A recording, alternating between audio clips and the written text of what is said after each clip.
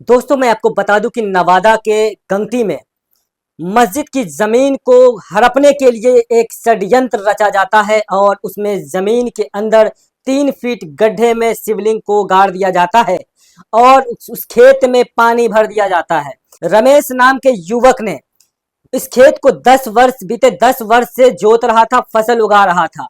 धान की बुआई करने के नाम पर उस खेत में पानी भरा गया और ट्रैक्टर का हल चलाया गया।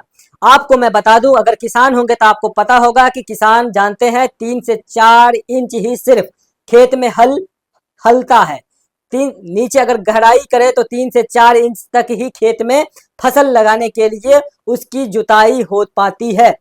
लेकिन शिवलिंग निकलने की यह हकीकत है कि शिवलिंग 3 से 4 फीट गहरे गड्ढे में मिला है। तो आप ये हकीकत ये बताइए कि शिवलिंग जब खेत को जुताई की जा रही थी तो शिवलिंग जो परकट हुए वो 3-4 फीट गड्ढे में ट्रैक्टर कैसे निकाला, 3-4 फीट गड्ढे में ट्रैक्टर कैसे फंसा? ये तो सवालिया निशान है ना। आप अगर मस्जिद मस्जिद की जमीन है और रमेश को देते हैं, रमेश ठाकुर को देते हैं जमीन के रखवाली, यानी कि यही हुआ, बिल्ली के हाथ में दूध की रखवाली अगर देंगे तो ये तो पॉसिबल है ही नहीं ना।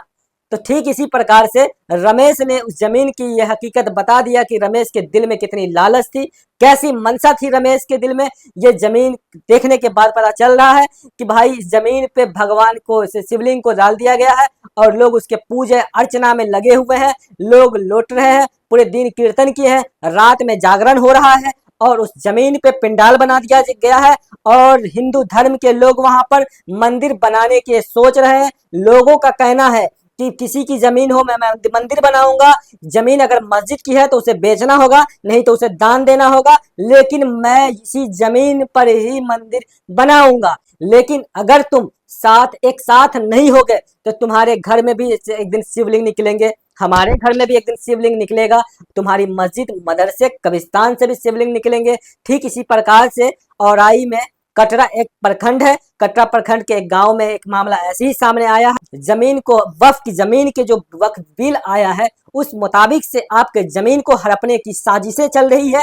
आपको बता दूं कि मुजफ्फरपुर के जो मामला है उसमें 3 दिन तक लाश को रखा गया लेकिन जमीन में दफन नहीं होने दिया, क्योंकि उस पर शक था कि यह जमीन कब्रिस्तान की नहीं है, तो उस पर दफन नहीं होने दिया। ठीक इसी प्रकार से अब गंगटी से एक मामला सामने आया जहां पे जमीन मस्जिद की है लेकिन शिवलिंग निकल गया है, तो उस शिवलिंग के आधार पर अब उस जमीन पे कोई तुम्हारा हक नहीं है।